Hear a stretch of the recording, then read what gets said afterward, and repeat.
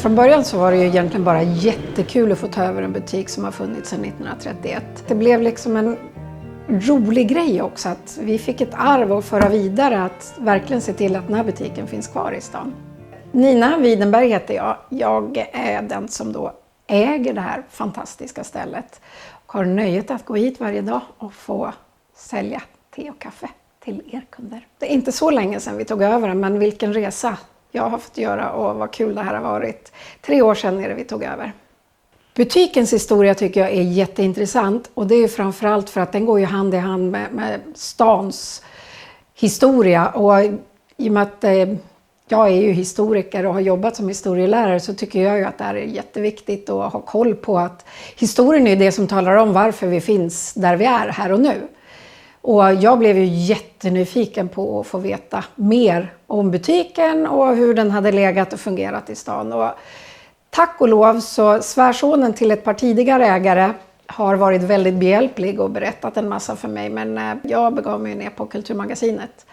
Och där har jag letat i alla möjliga filer och gamla register, handelsregistret, adressregistret och letat efter tidigare ägare och så vidare. Och sen så har jag även tittat i mediearkivet på bilder, och 1900-talet i Sundsvalls historia är väldigt väl dokumenterat, så det fanns ju ganska många roliga bilder att titta på. I butiken har vi försökt att låta bli att förändra så mycket eftersom kunderna faktiskt vill ha det som det är. Men vi har ljusat upp butiken lite grann och tagit med den lite grann in så. Men de största förändringarna, de är i rosteriet.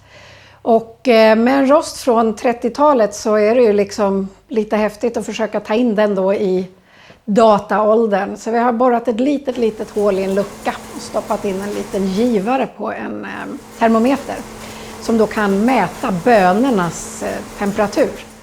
Så det är en stor skillnad. Och sen har vi också köpt en liten bebis till den stora rosten då, som vi kan göra både stora och små batchar på.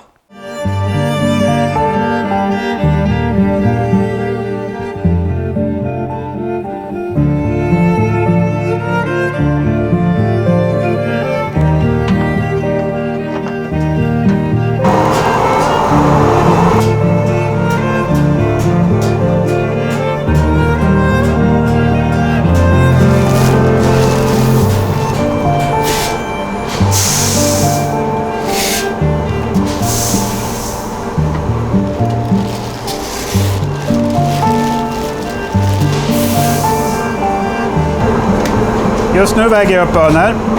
I den här blenden så har jag 4 olika bönor. Så det är bönor från Brasilien, det är från Colombia. Jag har en Östafrika här från Rwanda. Som ska i här också nu då.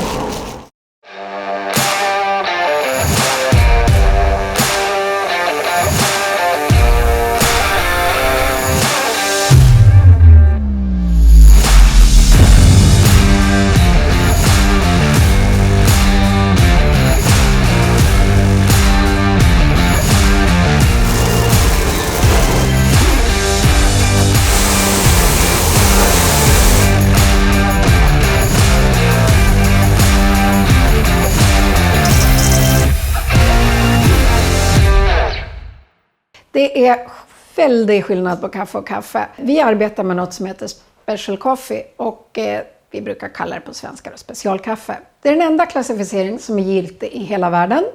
Och det är bara 5-10% ungefär av allt kaffe i världen som når hit. Vi betalar ju då naturligtvis lite bättre när de som då har jobbat med kaffet har fått den här klassificeringen.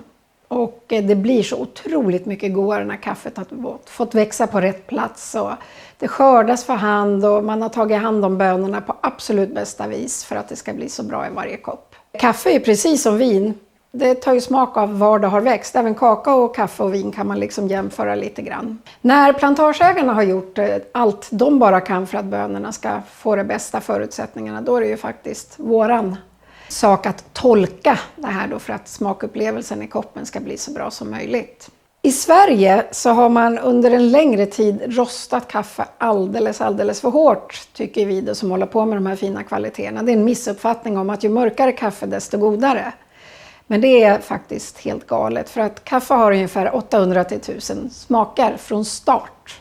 Betydligt mycket mer än vin. När kaffet rostas mycket så försvinner smak efter smak efter smak, och till slut så är det ju bara några tråkiga smaker av bränt och rök kvar istället för det här fantastiska som egentligen finns. Så vi som jobbar då med specialkaffe arbetar också med att jobba med singlar. Och det betyder ju då att man gör ju rostningar på bara en specifik böna eller en specifik gård eller en specifik tvättstation eller ett kooperativ. Och då väljer vi bönor som är så pass bra så de klarar av det här att stå på egna ben och leverera de här otroligt goda kaffesmakerna. Hållbarhet, det tycker vi är jätteviktigt, och där kommer återigen min historia som lärare in. Jag har jobbat som geografi och SO-lärare och överlag liksom, och jag har pratat hållbarhet i 15 år. Och jag tycker att det är lika viktigt att vi inte förstör jordklotet som det att vi jobbar med att de som faktiskt har gjort förarbetet får rätt betalning. Och att de ska kunna leva på att odla kaffe så att vi ska kunna få så otroligt goda kaffekoppar och dricka varje dag.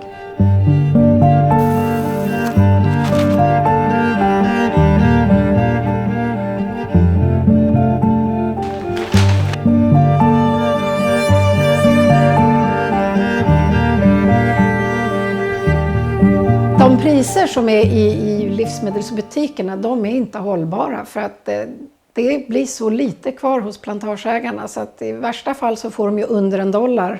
Det vi säljer, då stannar hela $3-3,5 per kilo hos plantageägarna, och det är faktiskt en enormt stor skillnad. Och det tråkiga är att kaffe är på väg att bli en bristvara. Historiskt har det ju varit en lyxvara som inte alla hade råd med, utan det var ju bara de som hade det bäst som kunde köpa. Det tycker jag inte att vi ska ha det så, men jag tycker att kaffet ska få tillbaka sin forna glans som lyxvara. Jag brukar alltid säga att det aldrig är värt att dricka en dålig kopp kaffe, utan varje kopp ska vara god och vi ska visa den respekten förtjänar. Vårat kaffe är då speciellt på det sättet att vi använder oss av den metod som heter slow roast-metoden. Och vi använder oss av en trumrost. Det här gör ju att vi får ett kaffe då som rostas utifrån sina bästa förutsättningar och det som är specifikt för varje böna. Vi har ju också valt att pröva oss fram då på lilla rosten och se vad vi vill ha och hur vi ska göra det där för att få den bästa upplevelsen för kunderna i koppen. Vi har alltid färskt kaffe. Vi rostar aldrig för stora batchar, utan vi försöker ju då se till att tajma det här på absolut bästa sätt. Färskt kaffe är ju det godaste, det är ju den optimala upplevelsen. Alltid nymalet för den som vill ha malet. Många av våra kunder har ju faktiskt valt att börja skaffa sig egen kvarn. Så köper de bönor. Och vi har ju då både single origins och våra egna blends som vi säljer då. Single origins, det är då när man gör på en böna, och blends, det är en blandning. Precis som i whiskyvärlden brukar jag säga. Vi har kunder i precis alla åldrar, och det tycker jag är så häftigt. Vi har de här små barnen som kommer in och läser på teburkarna, och jätteunga killar som har helt gått in i kaffevärlden och vet exakt vad det är för kaffe de vill ha och hur det ska smaka. Och sen har vi ända upp till alla våra äldsta kunder som är över 90 plus, och däremellan är spannet. Så vi har kunder av alla slag, men vi har också kunder som är företag. Vi har restauranger, kaféer, och här är ju fördelen för oss att har vi kunder som ett företag eller ett café, så kan ju vi göra egna blends till dem. Och då gör vi dem utifrån vad var och en vill ha för någonting. Vi prövar oss fram och ser vad tycker ni att ni vill ha för kaffe, och så försöker vi då tolka de svar vi får på vad vi ska hitta på. Och vi kan ju rosta jättestort i våran stora rost då, som är från 30-talet och tar mellan uppemot 60-65 kilo, till den lillebrodern då som bara går att rosta 500 gram på. Så det är verkligen en stor bredd, och det en fördel när man ska bjuda kunderna på olika upplevelser och möjligheter. Sen gör vi ju även specialrostningar till privatpersoner också. Det kommer man in och så berättar man vad man vill ha, så löser vi det också.